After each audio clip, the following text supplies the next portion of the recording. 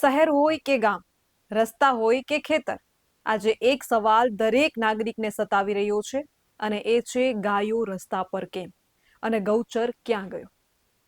એક તરફ સરકાર ગૌમાતા રક્ષાની વાત કરે છે તો બીજી તરફ ગૌચર જમીન પર દબાણ, પ્લોટિંગ અને બાંધકામ ખુલ્લે આમ થઈ રહ્યું છે. ગામની ગૌચર જમીન ઘટી રહી છે અને પરિણામે ગાયો રસ્તા પર, અકસ્માતો વધી રહ્યા છે, ખેડૂત નુકસાનમાં છે અને આ બધાયનું જવાબદાર કોણ એ સવાલ હજી અધૂરો છે. નમસ્કાર, આપનું સ્વાગત છે BS9 ટીવી ન્યૂઝ ઉપર અને હું છું આપની સાથે કાજલ સુવા.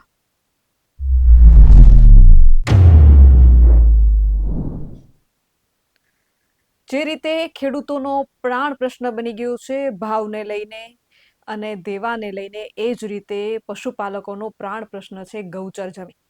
ગૌચર જમીન ઉપર વિશેષ ચર્ચા કરવા આપણી સાથે આજે ગોપાલ ભરવાડ ઉપસ્થિત છે. ગોપાલભાઈ, BS9 ટીવી ન્યૂઝ ઉપર આપનું ખૂબ ખૂબ સ્વાગત છે. નમસ્કાર બેન. ગોપાલભાઈ, ગૌચર દબાણને લઈને રખડતી ગાયો અને તંત્રની જવાબદારી પર અનેક સવાલો છે. ગૌચર જમીનની વાત કરવામાં આવે તો ગૌચર જમીન ઉપર દબાણ થાય છે ત્યારે તંત્ર ચૂપ કેમ રહે છે? શું ગૌચર બચાવવાના કાયદા માત્ર કાગળ પર જ છે? ગ્રામ પંચાયત અને તાલુકા તંત્રની જવાબદારી ક્યાં છે? રખડતી ગાયોનું જવાબદાર કોણ?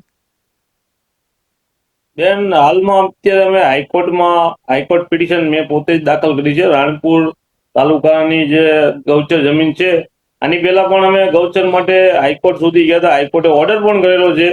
હરેક તલાટીને અને હરેક સરપંચને કીધેલું છે કે જે ગૌચર જગ્યા હોય એને ખાલી કરી દેવામાં આવે.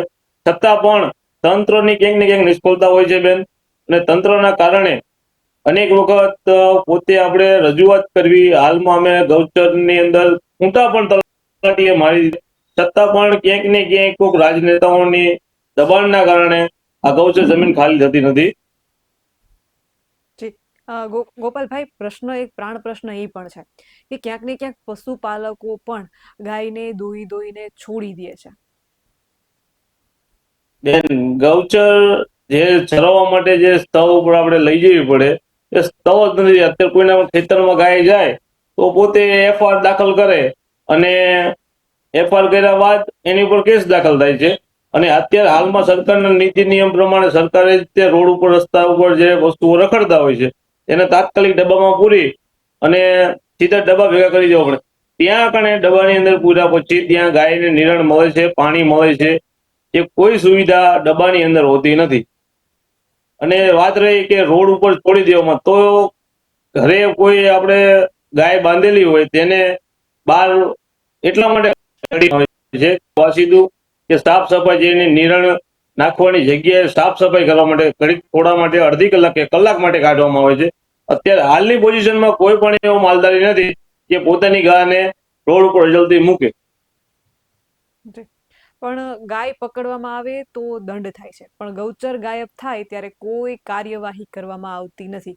ગાયને જ્યારે પકડવામાં આવે ત્યારે પશુપાલકો ક્યાંક ને ક્યાંક અવાજ ઉઠાવે છે, પરંતુ ગૌચર મુદ્દે કેમ અવાજ નથી ઉઠાવતા? કારણ કે આપણે સૌ કોઈ જાણીએ છીએ કે ખૂબ મોટા પ્રમાણમાં, હેક્ટરો દીઠ ખૂબ વિપુલ પ્રમાણમાં ગૌચરનું દબાણ છે, તો અવાજ કેમ નથી ઉઠાવાતો?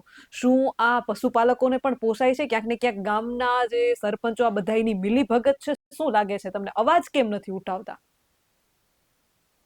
અવાજ ઉઠાવવામાં આવે છે તો ક્યાંક ને ક્યાંક જે કોઈ વ્યક્તિ અવાજ ઉઠાવવામાં આવે છે તેને ઉપર દબાવવામાં આવે છે. ક્યાંક ને ક્યાંક રાજકીય પ્રેશર મારવામાં આવે, ક્યાંક ને ક્યાંક કોઈ પણ રીતે એને કઈ રીતે દબાવવામાં આવે, પોતાના ધંધા લેવલે દબાવવામાં આવે છે.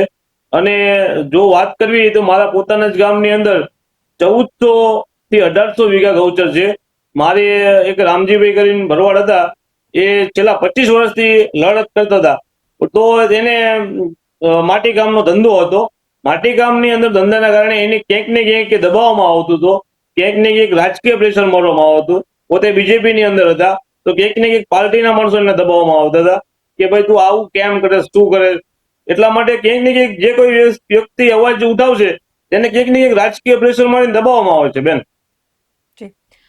સરકાર અને તંત્ર સામે પણ સીધા સવાલો ઊભા થાય છે કે દરેક ગામમાં ગૌચર માપણી ક્યારે થશે, દબાણ દૂર કરવા માટે સ્પેશિયલ ડ્રાઈવ કેમ નથી થતી, અને શું ગૌચર બચાવવા અલગ નીતિ અને બજેટ બનાવવાની જરૂર છે? આનો ઉકેલ શું છે? એક પશુપાલક તરીકે તમારી શું માંગ છે? મારી માંગ તો બેન એટલી જ છે કે જે આંકડે ગૌચરની માપણી કરવામાં આવે છે તો તેને થોડા ટાઈમ માટે પછી સ્થગિત કરી દેવામાં આવે છે, પછી એ જ માપણીના પૈસા બીજી વખત ભરવામાં આવે છે. તો માલધારી કે વારંવાર માપણીના પૈસા ભરી શકવાનો નથી. પંચાયતનો હિસ્સો છે તો પંચાયત પૈસા વારંવાર ભરતી નથી.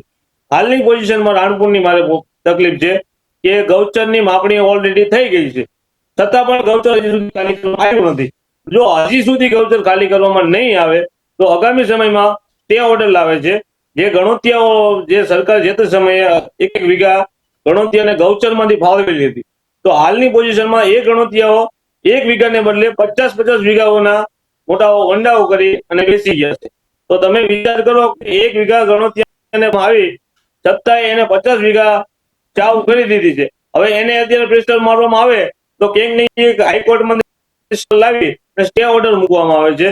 તે ઓર્ડરના કારણે જે કંઈ માપણી કરી છે એને કરવામાં આવે. ગૌચર સુરક્ષા માટે કડક કાયદાની શું જરૂર નથી? જીપીએસ મેપિંગ અને જાહેર ગૌચર રજીસ્ટ્રેશન કેમ ન બને? અને ગૌશાળા અને ચારણ વ્યવસ્થા મજબૂત કરવી એ સમયની માંગ નથી, પરંતુ પશુપાલકો એ માંગ ઉઠાવી રહ્યા છે. આ વર્ષે આપણે જોયું કમોસમી વરસાદ થયો છે, ને આ વર્ષે ગૌચરનો પ્રશ્ન પ્રાણ પ્રશ્ન એટલા માટે બન્યો છે કારણ કે મોટા ભાગના પશુપાલકોનું જે છે ઘાસચારો હતો એ કમોસમી વરસાદને કારણે બગડી ગયો છે. કદાચ ગૌચરની જમીનો ખુલ્લી હોત તો પશુપાલકો ઘેટા બકરા ચરાવતા લોકોને એ ખુલ્લી જમીનમાં પોતાના પશુઓ માટે ચારણ મળી રહેત. આ વખતે કમોસમી વરસાદના કારણે પશુપાલકોને કેટલીક હાલાકી પડી રહી છે, ને ઘાસચારાનો ભાવ શું ચાલી રહ્યો છે? હાલમાં તમે વાત કરી, બહુ સરસ વાત કરી છે કે કમોસમી ખેડૂતોને પોતાની સહાય મળી ગઈ. બાકી માલધારી પશુપાલક કે આપણો પશુપાલક ઉપર નિર્ભર છે. જો પશુપાલકને તે સુવિધા મળવામાં નહીં આવે, હાલમાં પેલા રૂપિયા થી 150 રૂપિયા જે સૂકી નિરણ મળતી હતી, હાલની અંદર એને 250 થી 300 રૂપિયા ભાવ છે. લીલી નિરણની વાત અત્યારે કરવી તો 50 થી 60 રૂપિયા મળતી હતી, અત્યારે એનો 100 રૂપિયા ભાવ છે હાલની પોઝિશનમાં.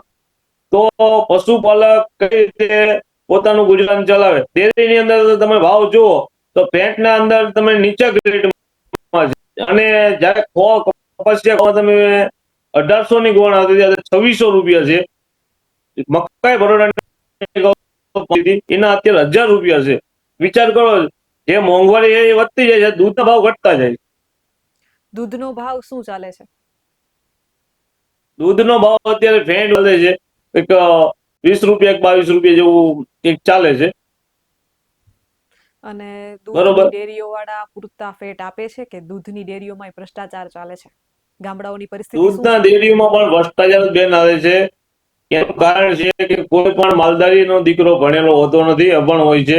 એની અંદર શું ઘાલમેલ થતી હોય બિચારાને ખબર પડવાની નથી. કોઈ ભણેલો વ્યક્તિ હોય તો સામે સવાલ કરશે, આ તો ચિઠ્ઠી આપી છે, ચિઠ્ઠીમાં શું ભાવ લેતો શું કર્યું છે એ કઈ ખબર હોતી નથી. જી ગોપાલભાઈ, BS9 TV ન્યૂઝ સાથે જોડાવા બદલ આપનો ખૂબ ખૂબ આભાર. ગાયો રસ્તા પર દેખાય છે, પણ સવાલ રસ્તા કરતા મોટો છે. ગૌચર ક્યાં ગયું? કોઈ નાની મોટી જમીન કે નાની મોટા ટુકડાની વાત નથી, આ હજારો હેક્ટરોની વાત છે, લાખો હેક્ટરની વાત છે. આ ગૌચરની જમીન ગઈ ક્યાં? કોણ પચાવી પાડી? કોણે આ જમીન ખાઈ ગયા? આ ગૌચરની જમીનને લઈને મોટો સવાલ છે. જ્યાં સુધી ગૌચર બચશે નહીં ત્યાં સુધી રખડતી ગાયોનો પ્રશ્ન પણ નહીં ઉકેલે. તમારે રખડતી ગાયોનો જો શહેરમાં તમને પ્રશ્ન હોય તો પહેલા એના માટે તમારે ગૌચરો ખુલ્લા કરવા પડશે. આ અવાજ ગામથી ગાંધીનગર સુધી પહોંચે અને એ જ આજની જે છે એ જરૂર છે.